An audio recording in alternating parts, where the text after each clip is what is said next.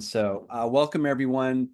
I'd like to thank everyone for joining our webinar this morning or afternoon for our friends on the East Coast and Central Time there. Mastering Business Continuity, Planning in Higher Education, Insights from Sacramento State's Risk Management Expert. I'd like to welcome Don here today from Sac State. Excited to have him join us, share his story. With us also is my good buddy Eric Self. He is our business continuity expert here at Kuali. Comes from the world of emergency management, spent some time down at Fresno Pacific University, managing business continuity plans there. So we've got quite the panel for you guys today.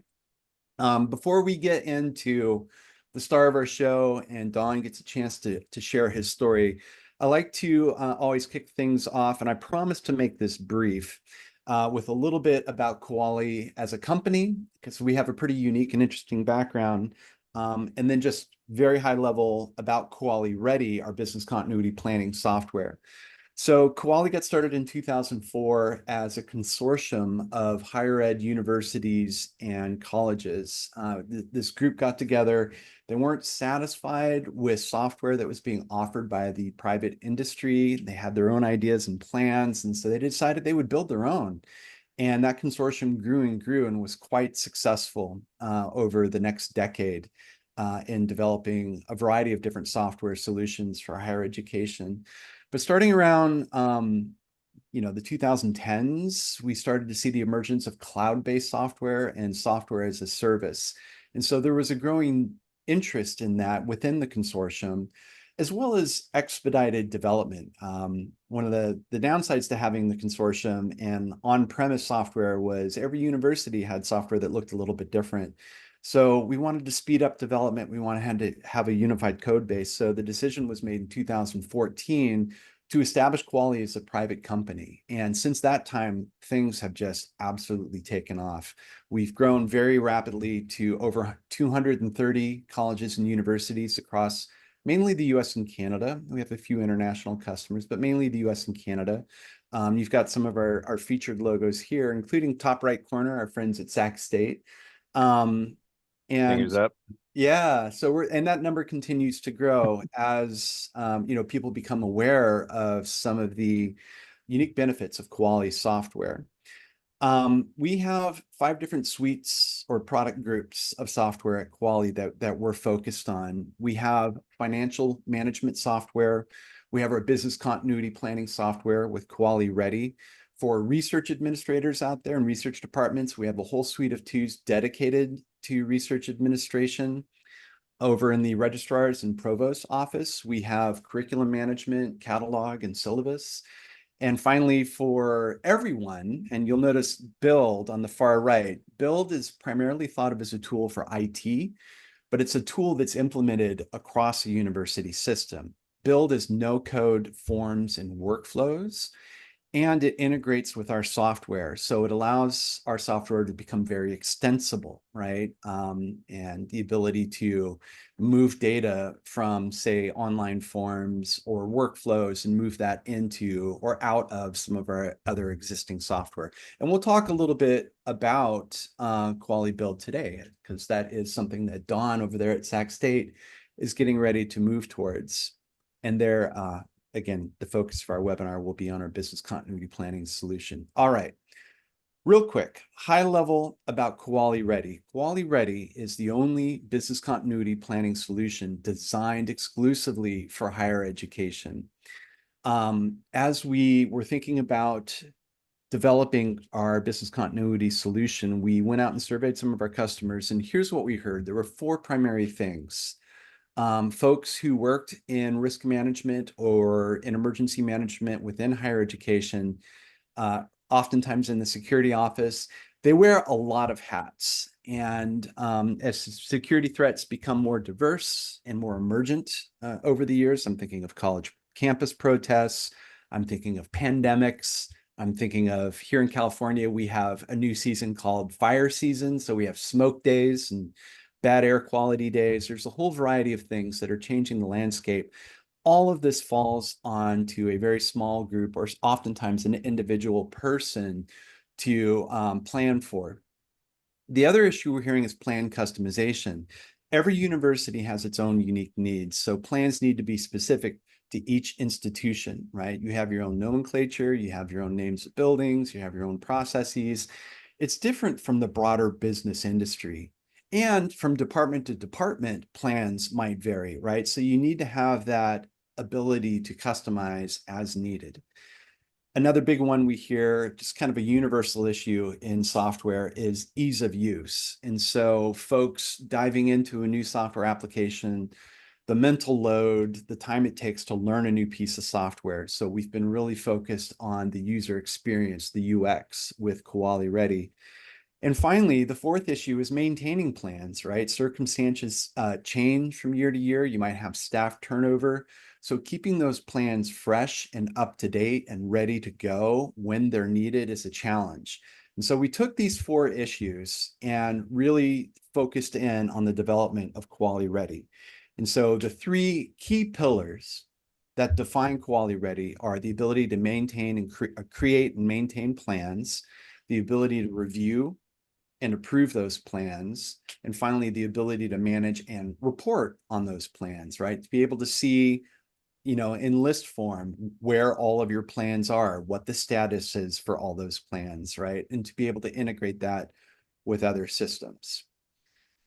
All right, so I promised I would keep it quick. I hope that was quick. Nobody likes to go through dozens of slides about the company history and product before we get to the heart of the presentation. So I'd like to welcome our featured presenter today, Don Nahhas. Don, thank you for joining us. Oh, my pleasure. Yeah, Enjoy this. Sacramento State. Don, before we get into story time, I always ask folks to kind of kick things off with a little bit about their institution. So I was hoping you might have a few maybe tidbits or trivia points that you can share with the audience about Sacramento Oh State. boy, do I. I spent a lot of time going through our facts yesterday. So we actually, Sac State started at Sac State College in 1947. It was on a different a community college area, and it was 235 students with 5 full-time faculty. And then we moved in as of May 2004, we've had almost 31,000 students and 9,000 degrees have been awarded each year. We're one of the 6 largest campuses in the CSU system. We've been picked number 8 in the top universities in the Western U.S. by U.S. News and World Report.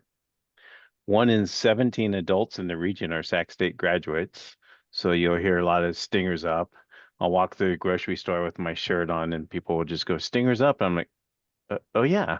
For those who aren't aware, the Sac State mascot is the Hornets. You guys Herky the are Hornet, yes. And mighty so Hornets. I don't know who started Stingers Up, but former President Robert Nelson used to always end his speech with Sac State's #1, Stingers Up. And the first time he did it was at one of his first speech, and he yelled it in a microphone, and people just freaked out. So that he learned at that point, step to the side of the podium, and he just scream it out, and you didn't need a microphone for it.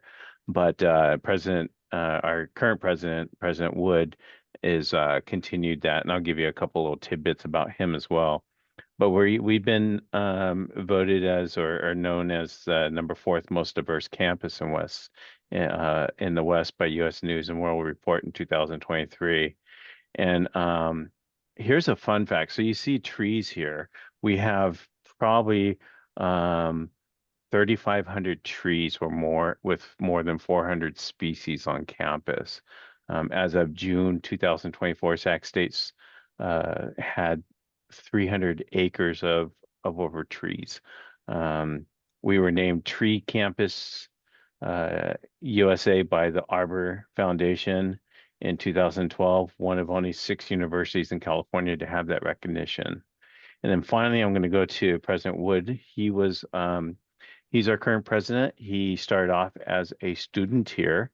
He graduated with a BA in Black History and Politics and his MA in Higher Education and Leadership and Student Affairs. While he was attending school on campus, he and his twin brother, were both foster children, and his brother ran for ASI president, and he was vice president. And he met his wife here, and he vowed to marry her and become the president of Sac State. Both the vows came true. So I was hoping that he would vow that I would get $1 million. I figured his luck's going pretty well. But one of the things that we talked about earlier, Paul, is some of the I've been on campus for 24 years. It's coming up on my 25th in June of next year. Um, Things have changed a little bit. A couple more buildings, a few more people, but our dynamic as far as where we're located, there's been no change. And what I mean by that is we are kind of landlocked. We have the beautiful American River on one side, which we have trails and boaters, kayaks and wild animals. We have a lot of coyote sightings on campus, wild turkeys, but those tend to diminish when the coyotes are around. Don't know why. And You if you still have look at chickens on campus, don't you? we used to have chickens, but Okay. the two presidents back ended up getting rid of those. So then there was a big special at the Chinese food place that we had on campus for chicken Stop. teriyaki. Okay, so I'm wrong about okay. But yeah, one of the faculty members took them home and have been raising them from my understanding. But now we have wild turkeys. We have every once in a while we get a coyote or two on campus. We also get we have a ton of squirrels. So we actually have a Sac State squirrel Instagram page. So just because we do. But the thing that we have on the other side of us, so that's the rivers on our east. The railroad tracks, the main railroad tracks go on the west side. And one of the things that we could be concerned at that point is if there's a railroad derailment with the toxic chemicals, what do we do? Or explosives? I mean, how do we deal with that as far as getting people that are outside into a building or getting them out of the area so they don't have exposure. We also have Highway 50, which is south of us, and that's the highway that runs east to west. And the highway that surrounds our area is elevated. So if a truck ends up falling over or tipping over and gas fumes come out of it, it's a chemical spill. The wind typically blows from south to north, so it actually will could cover our campus. So we have And, those and three potentials. And these aren't far-fetched because there's the off-ramp to Highway 5 and people can never figure out which lane they're supposed to be in. So there's always last-minute panicking that happens right there on Highway 50. And for those who Yeah. are curious, I would encourage you to open up Google Maps and just do a search for Sac State, and you'll see what Don's talking about. It really is landlocked, right, by And these we do, yeah. And then areas. the north of us, we have J Street, which is a two-lane or four-lane street that goes from east to west. So our university basically has a two-lane road that goes from uh, on the exits on the south end, and then another that exits on the north end. So to be able to get everyone out of here in a reasonable time, 9/11, it took 2 or 3 hours for everyone to leave. So it was a little bit difficult on that, but So there's only like a couple ways in and out of the campus, exactly. right? And Or it's a helicopter commuter if you're school, if you're like a lucky lot of enough. students driving their cars every day to get to Sac State. Yeah, we have pretty full parking lots. The other thing too is if the levee was to break here, we have a sign on campus that says if that levee's not here, this is the level we'll be in. It's about 6.5 feet. So we potentially could be underwater. My second floor could be first floor. So we were talking about getting rafts to be able to just get out the window in case it does flood. So We'll be the lucky ones. this is perfect. So this kind of sets the stage for one of the big problems in business continuity planning. It's like, where do you Mhm. start, right? Like I have to imagine every possible scenario that could cause disruption to the university. So in your case, you look to your surroundings, the environment, kind of the obvious issues that could come up, Mhm. and that was your starting point. Yeah, those were the potentials that we were talking about.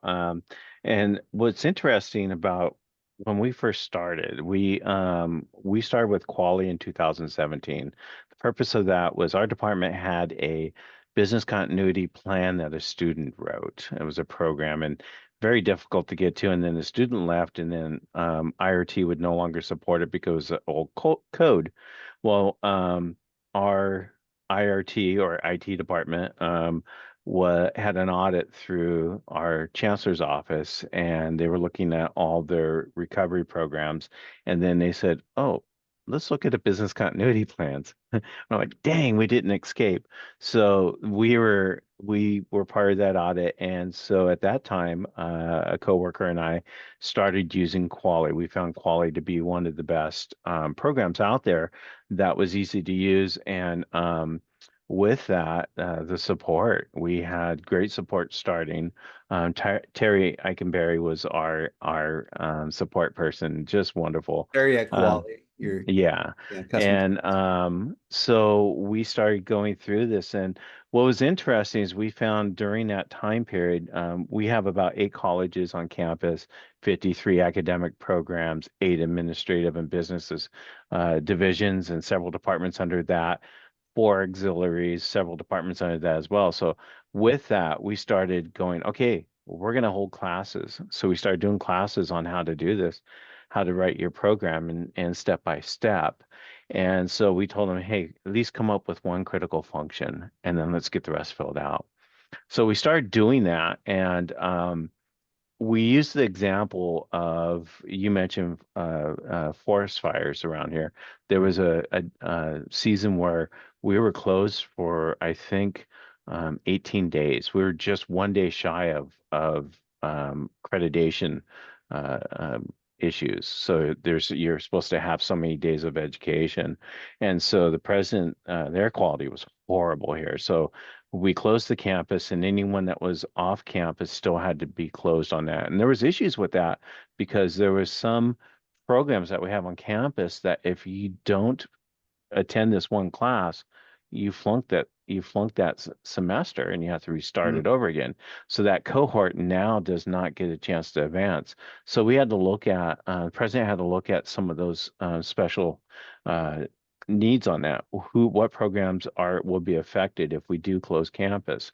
So we started talking about that during the our classes or our trainings, and people were just like, I don't know, what are we gonna do? It was too big of a picture to try to understand. So what we started then is like, okay, let's say a pipe in your office bursts. So your office gets flooded, your computers are okay, whatever, but you have to get out of that office for a month while they clean up the mold or whatever it was. What do you do?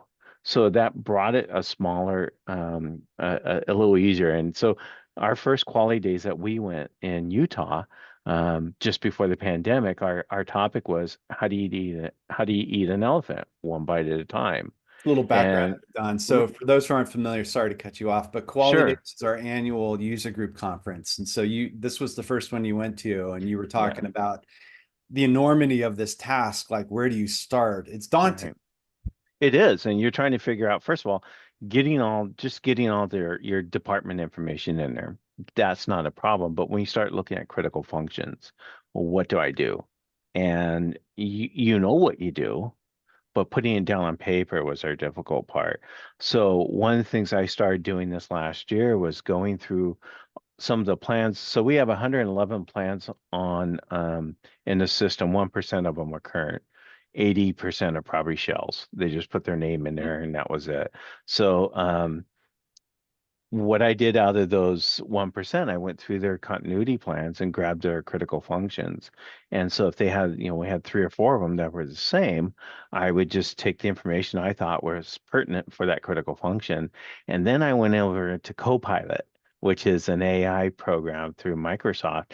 And I just wrote in there, rewrite, and then I copied and pasted in there. And it was more so that I could get a better a clearer description for that. And so I made a list of critical functions and what the descriptions are.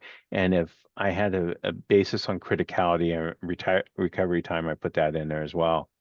So that is something that I'm working on right now. I mean, we have, like I said, we have 1% that are current and the rest we're not. But what we want to do is uh, once we move over to the new platform with Kuali Ready, we are going to go out one by one and start working with the departments, put together the critical functions as a checkbox. And so that way, when you click on it, it's going to automatically fill in. So those are the things that we're working on to hopefully get our business continuity plans robust. Yeah. So interesting there. So you mentioned Kuali Ready on platform, and Mhm. I think we owe the audience an explanation there. So Sure. a little bit of background. Kuali Ready is one of the OG Kuali products, in our spectrum of product suites that we have. It goes back to, the foundation days, right? And it is, very well established. There was a dedicated code stack for Kuali Ready. One of the things that we did 2 years ago is we made a decision to transition all of our products from their disparate code bases and unify on what we call the Kuali platform. And so what this allows us to do as a company now is have a single unified development team all working in the same code. And it also allows us to build a feature once, say for our research product, and we evaluate that feature and we say, you know what? Our friends in business continuity would love to have the ability to have versions, right? And so we sit down and we evaluate that feature. And if it seems like it has application, we can ship it multiple times across our product. So that's Mhm. greatly accelerated our development. But the other thing that comes with the Kuali platform, probably the biggest thing in my opinion, is the usability, the user experience. So we're bringing in now more transparency. It makes it easier, particularly on the business continuity side, to involve stakeholders so that they can focus on their discrete sections, right? Or parts of a business continuity plan that they're concerned with. Because a business continuity plan, as I understand it, Don, can involve a lot of people, Mhm. It right? sure can. Well, for us, we have, like I mentioned, we have 8 colleges, but under each of those colleges, some of them have, 6 to 12 departments. Some of them only have one or two. But what ends up happening is college gets overwhelmed by, do I do a continuity plan for every single one of my departments? Is Mhm. that included in my continuity plan for my college? So what we want to do is have for our colleges, just have them do one just strictly for their office. What do you do for your office and what do you do to maintain your departments? Not having them do all the critical functions and everything for the department. Then go to the departments and say, here's what we have.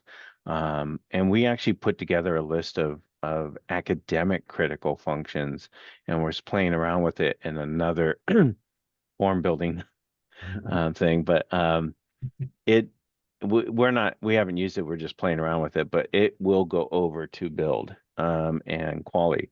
But it basically is the idea of having a pre-filled out critical function. So that way, as you're looking at it, you're clicking on it. I do this, I do this, I do this, and then start having well, we do this ABC and it's not listed on here. So Yeah. it kind of gives them an idea of what they need to do next. So I think that's giving them that option. And the other thing too we had is you mentioned in number two of one of your slides, I was going to pop up, but I figured I didn't want to interrupt you. But the OG program had stuff about medical and life and stuff like that. That really did not pertain to our college because every university is different. CSUs are have a different educational value than AUC, which are more research. So we're kind of like, a lot of the research part doesn't pertain to us. And there's other things that really didn't pertain to us in that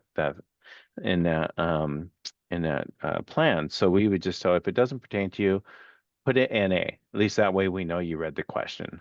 And so that's how we were kind of going through it and making sure that people understood what we're asking for. But that's still mental load, right? It's there, you have to read it. It's kind of like looking Yeah. at a PDF and you've got a whole section that's for office use only. And even though I know I don't have to fill out that part, there's that moment of anxiety where I see it.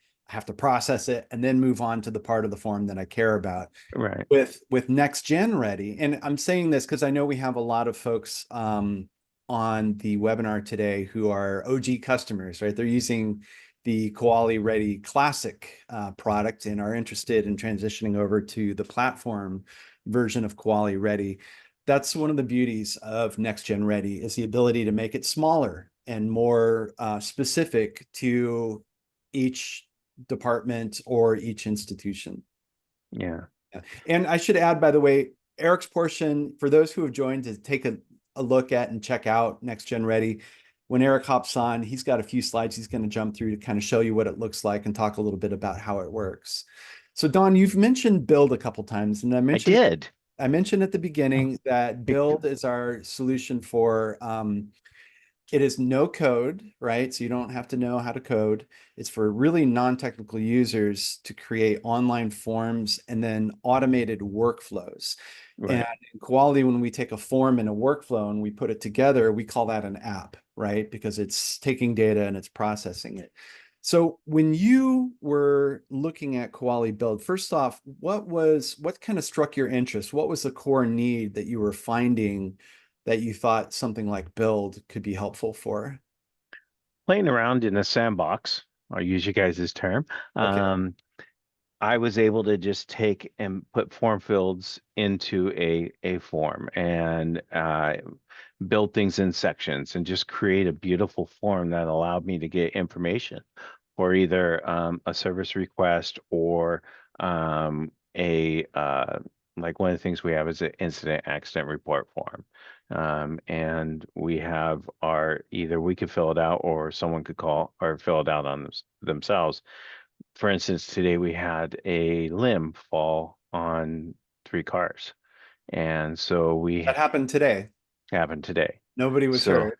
no one was hurt, just 2 cars were damaged and a truck had some scratches. So I'm sure that's going to be part of the issue. But taking pictures of that and being able to submit that form along with the police report number and have that in the system. Well, currently we do that with another form builder, and then it goes into what we call ServiceNow, which is a ticketing service on campus. Problem with that is the security part of it. Anyone that is a subscriber in our campus to ServiceNow can actually see all of our tickets, which we could see theirs as well. So we're kind of looking at going, how can we do this with a workflow and have our reporting and still get everything done without having the whole campus being able to see it. So in case someone submits a insurance form or whatever. And so that's when I was talking about Build. Let's move our forms over to Build. All 48 of them, Eric, you're gonna be busy. But moving all those forms over and with the workflow. And I think the workflow is going to be the best part of it.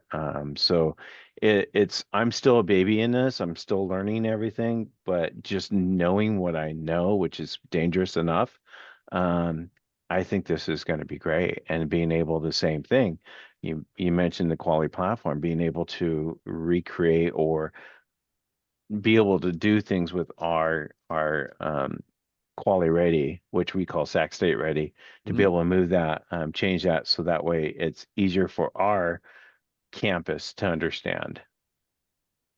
So in a minute, I'm going to ask Eric to jump in with his portion and show the audience a little bit about what Next Gen Ready looks like. But to help us understand kind of the scope of what you're working with right now, Don, off the top of your head, can you tell us about maybe 2 or 3 of your current continuity plans, maybe the richest ones that you have, and to the degree that you can off the top of your head sort of describe the complexity involved in those plans? Sure.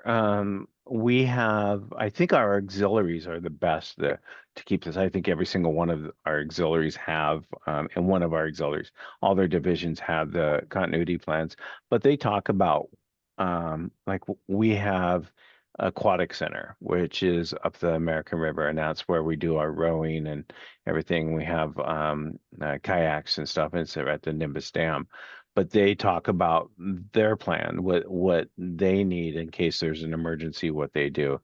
Our IT department for our campus and also our auxiliaries have very robust plans that also include what the recovery time is, not only for their operations, but for their software.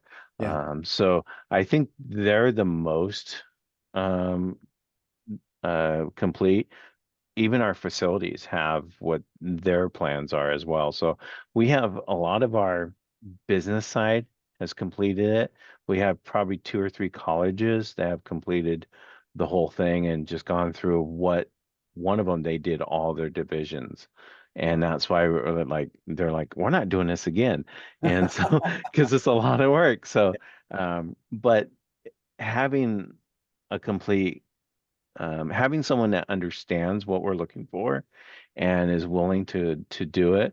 Our biggest thing is, as you mentioned, I think in slide number one or box number one was who's going to do it, who's going to have the time to do it. Yeah. And I think especially now, I mean, we have a 5% budget cut in our campus. So that means every department's, not hiring new people. We had a position that we were just about to hire, and then we got the axe on it. So, um, so that happens throughout the whole college. So who's going to actually do this? So making it easy enough for people to do the work would be You is know, the key thing. that's a really interesting point. Everybody is facing budget cuts, like Yeah. enrollment is declining. Like there's definitely a crisis happening right now in higher education. And everyone's trying to figure out, where they can cut.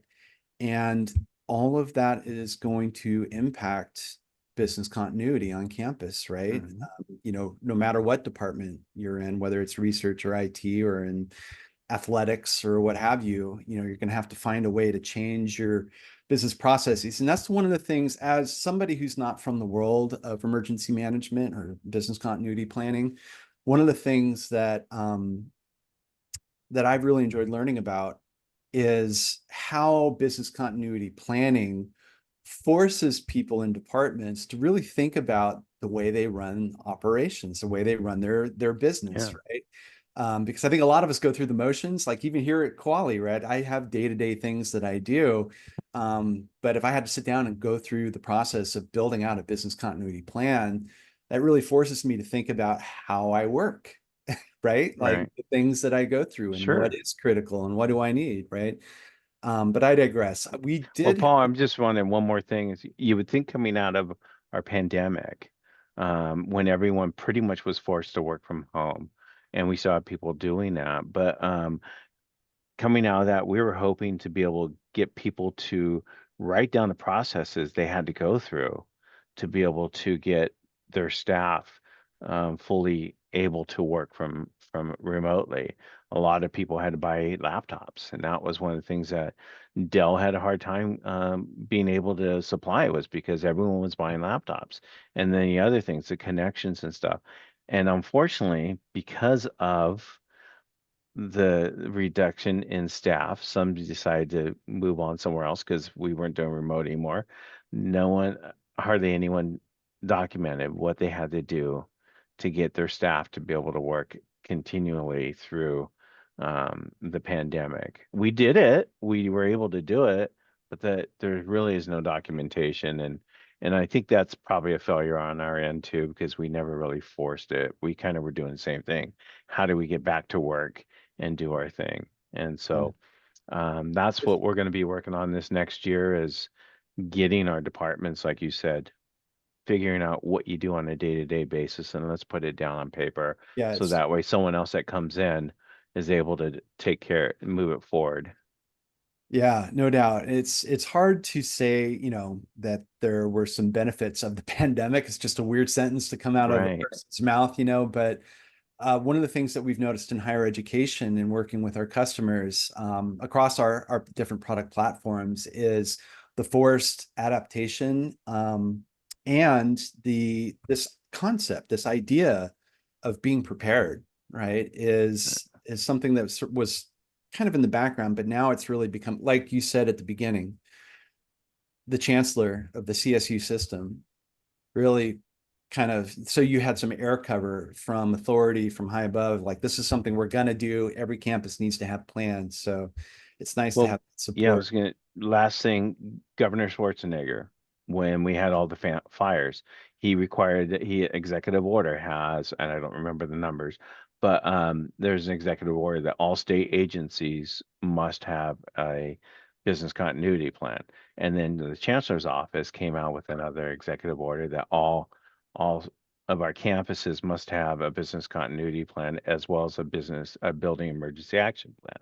Yeah. So these are the things that we are required to do.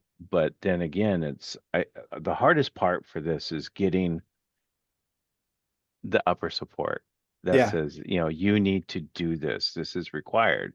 So working with the president or your vice presidents or whoever to say, hey, this has to be done, is vital. So Yeah, because having it's a that big ask, relationship, right? it This is. isn't a small thing. Like we're asking No. people to carve out a big chunk of their time. But one of the things I love about Ready is whereas maybe in the past folks might have to go to a meeting or a series of meetings and sit down together at a table and walk through everything one step at a time, having this as a cloud-based solution and what's the word I'm looking for? I would say compartmentalized or itemized, but folks can focus on their discrete portion of a plan, makes the job a lot more attainable Yeah. for individuals involved in that plan. I think the hardest part is critical functions, coming up with the critical functions. Right. And So actually, I don't want to like steal your thunder here, but you had a project that you took on to kind of hammer that out for mhm. everybody and created a document. Yeah, I did that over the summer, and that's going to be included in our new platform, is having that available. And right now it's available for them to copy and paste. So you find the title that works and then copy and paste that. But I'm going to challenge Quali to come up with standard critical functions that you can put in there with descriptions. And if it needs to be changed, they could change the description. But I think that would be great to add to the product. So just a thought there, and I probably won't get you in trouble. I got myself in trouble probably, but I mean, I'll be glad to help work on it. Yeah, well, I mean, we have just kind of speaking to how our product roadmap works, we have an active channel in Slack that everyone subscribes to. And when our CS team or folks in the field interact with folks like yourself, Don, and ideas come in, we capture those and we have a process for tracking them. If we're seeing multiple requests for the same type of feature come in, we have a system in place because it's really critical information for us as a company. If everyone's asking for it, you don't have a process for tracking requests, you're missing a huge opportunity. So we have a plan for that. But Well, kudos to you guys because I've worked with Eric on a couple other projects and Michael that was before him. We submitted a couple ideas and they became fruition on OG Ready. back So in the day, yeah, your team is phenomenal. Easy, quick to respond, easy to work with, and are always willing to listen to other people's ideas.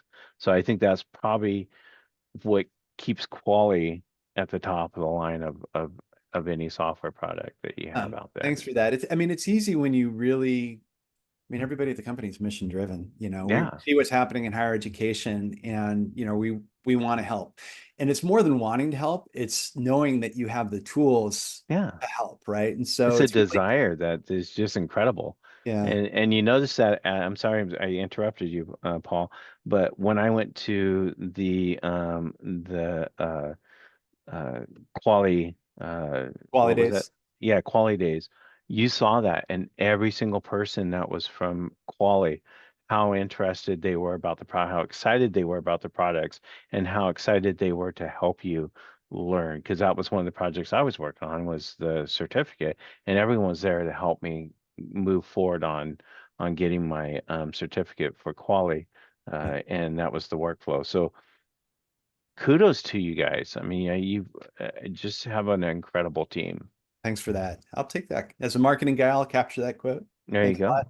All right, I'm looking at the clock. I want to be sensitive to time. I know people have questions. By the way, for everyone who's here at the webinar with us today, there is a Q&A feature in Zoom.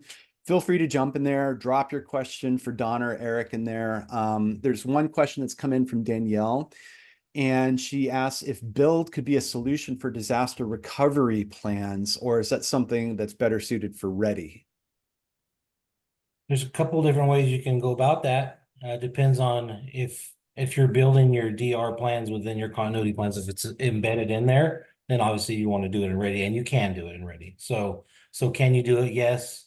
Are you going to do it that way? Well, disaster recovery has this relationship with business continuity to where they focus on, you know, your applications and your how long is it down and how fast do we need it back up. If you went the other route by using build to create your DR plan or your playbook or whatever that is that you're creating, if you did that, the cool thing about it being on the same platform is now you can share information in between the two products. And so, because a lot of times what happens is someone in a department says, "Hey, we have this application and we need it up.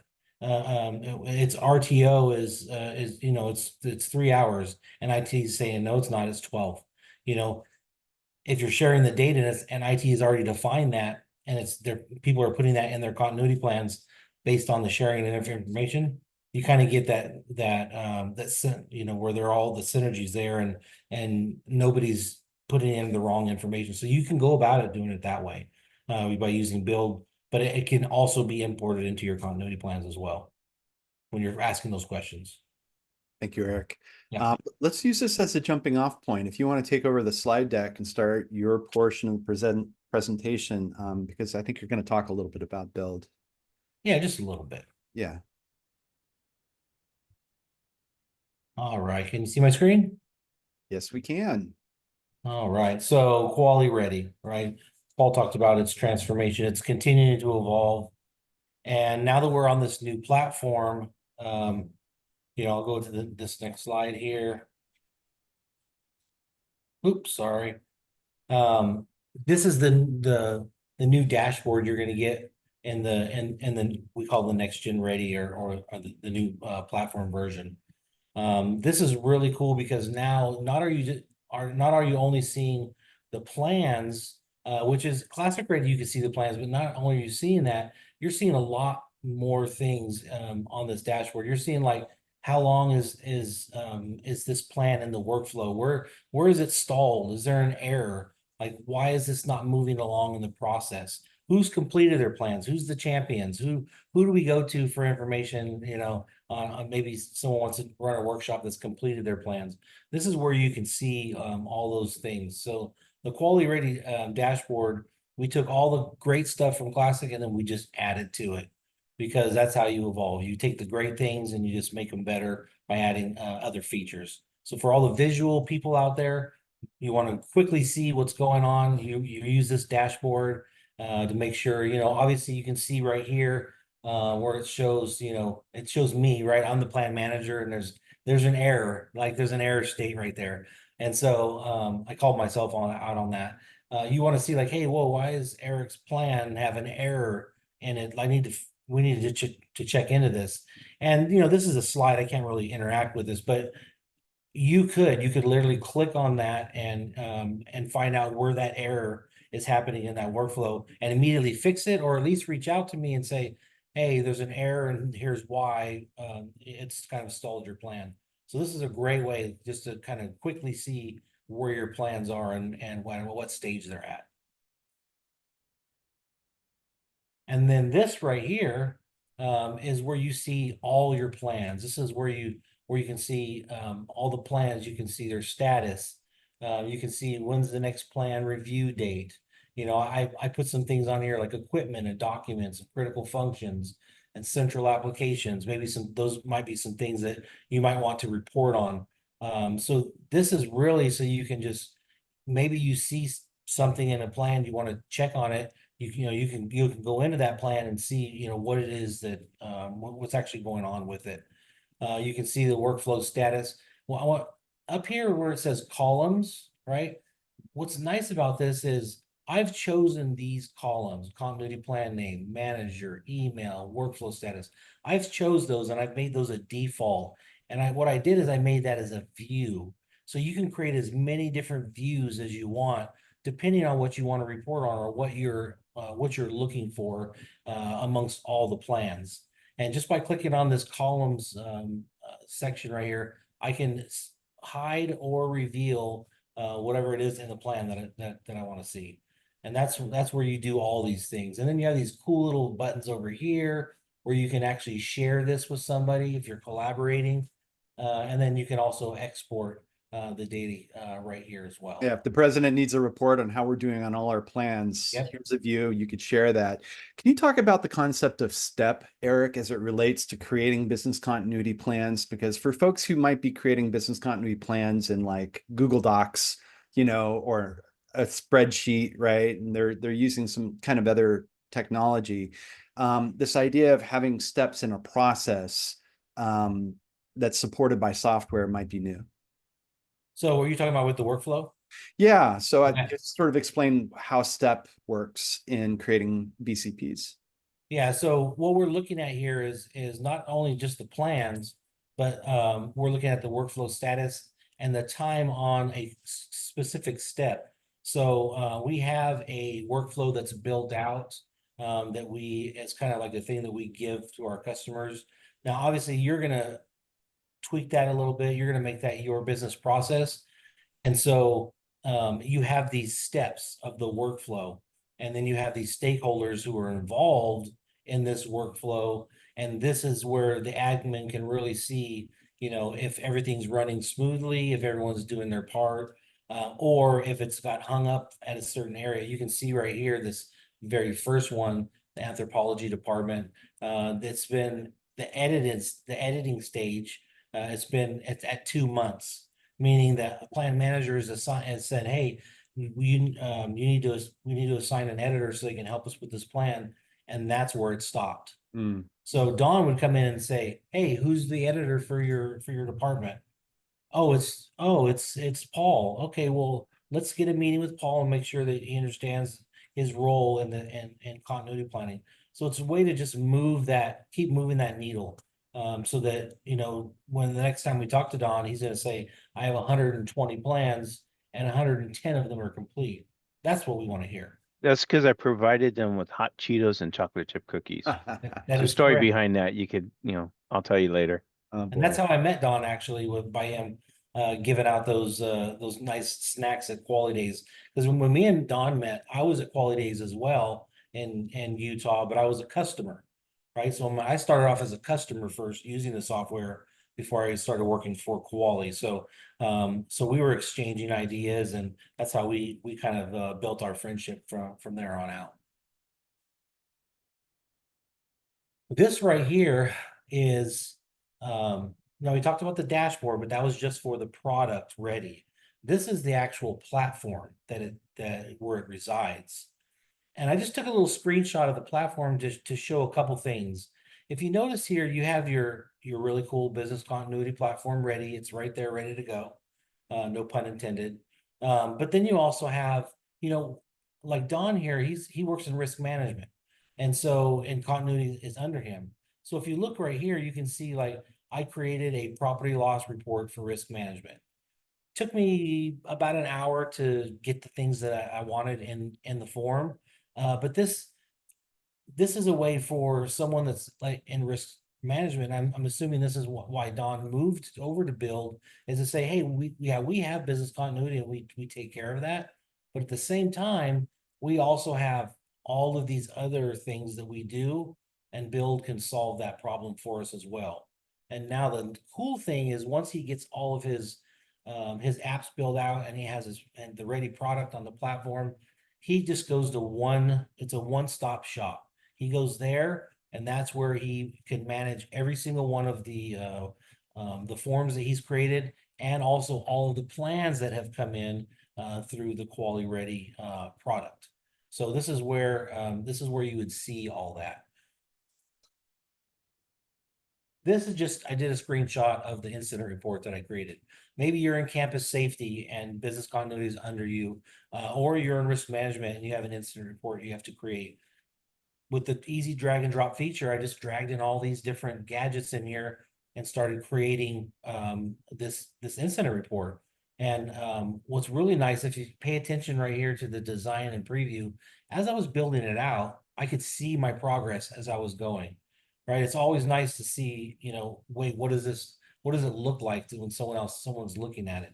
So I was doing that along the way, and that makes it a lot easier and a lot faster for me to make something like this. Yeah, and I should just mention, by the way, with the branding, you've got Kuali in there, but you could drop the name of a department, the name of your institution, particular college, you can set up your own branding. Yeah, Kuali just happens to be my brand. That's where I work. So when I created it, it put, now if Don was creating this, it would have the stingers up at the top there, right? So he would have that logo and everything on the top of his form. And then another one I created right here was this property loss report for risk management. All the different things that, I have drop downs, I have multiple choice, you can put in a date picker with for a date acquired. What's really nice, and this was coming to mind when Paul, you were talking, and you too, Don, when you were saying like, and the classic version, there was these things where he just said, put NA here, put NA there.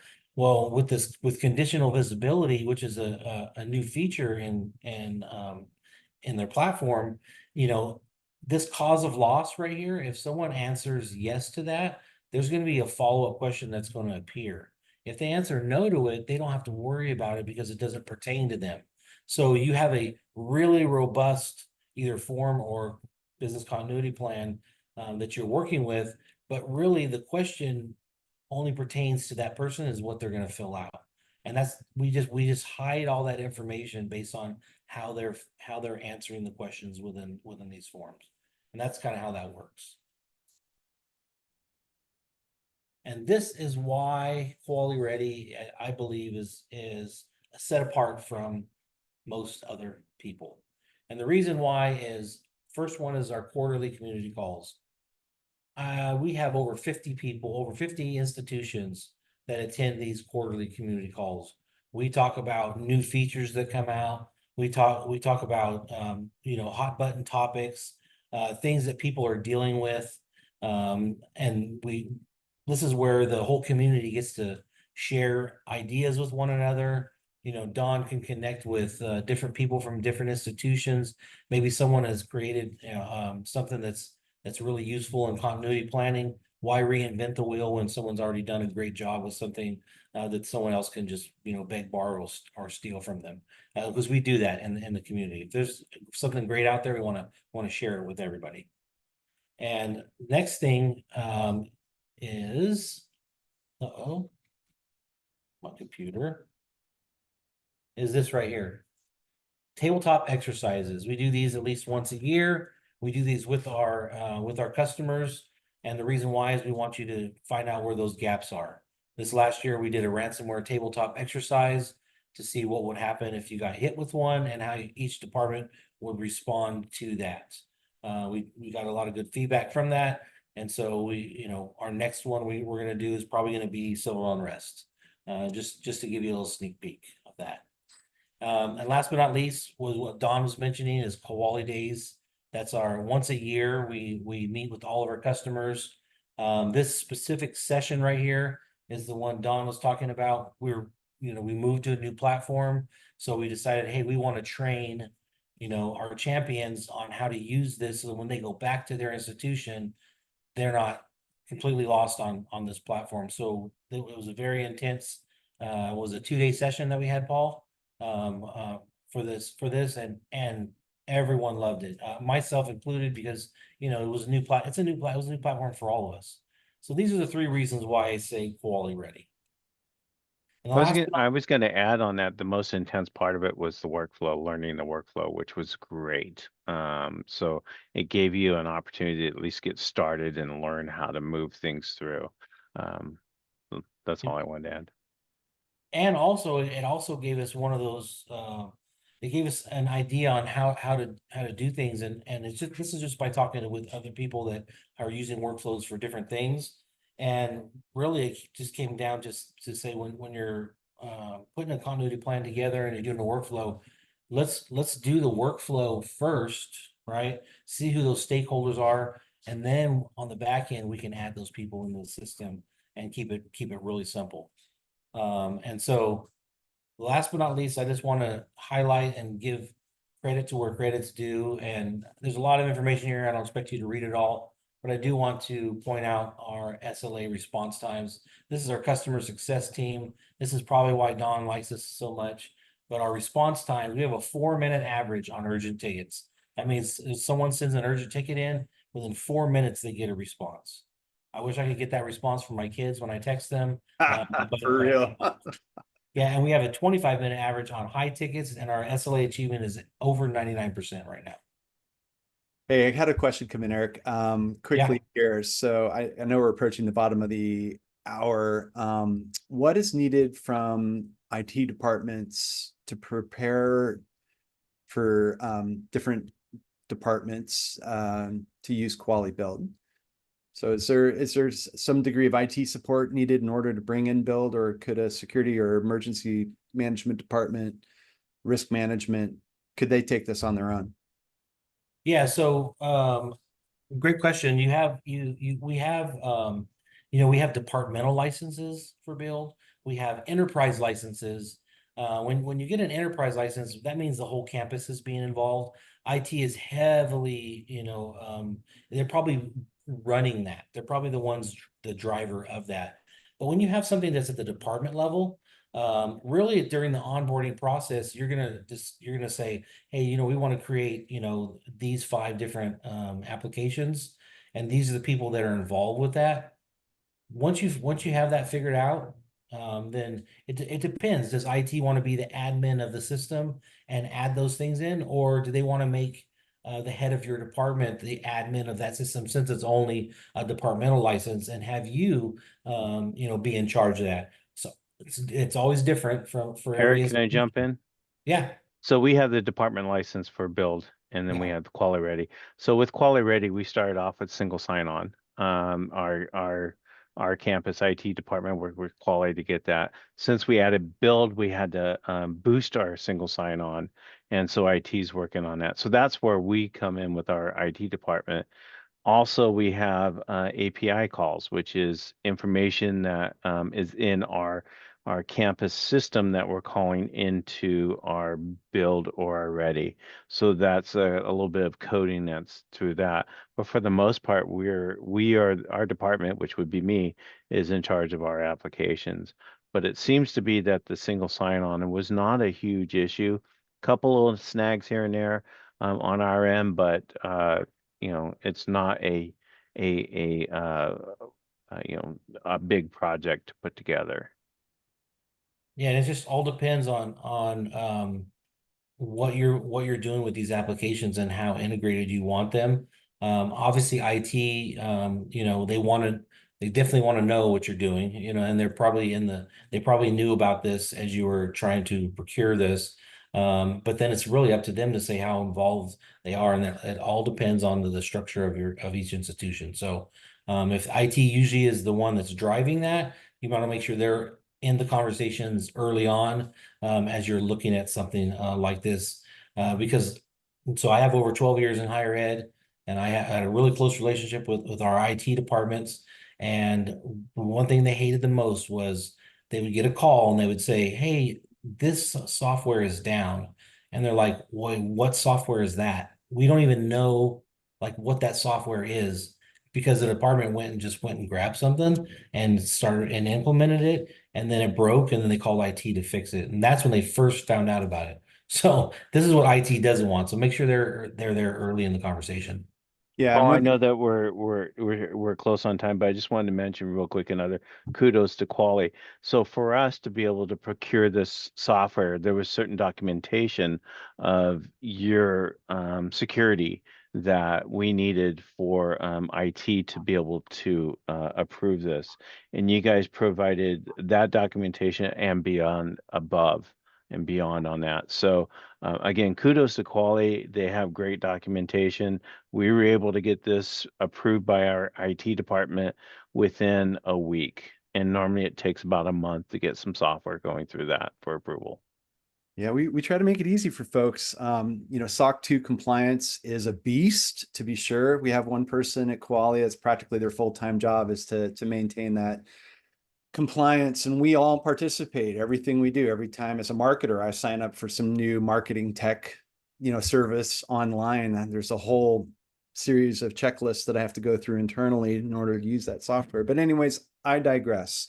We're past time. I want to thank everybody who stuck around for the extra time here. Don, thank you so much for your time. Love hearing your story. Love My to see where pleasure. you're going with Kuali Ready and Kuali Build. Eric showed a slide earlier with his contact information on it. I'm going to share that for you one more time, just to be sure that if you'd like to get a closer look at, well, I think I am.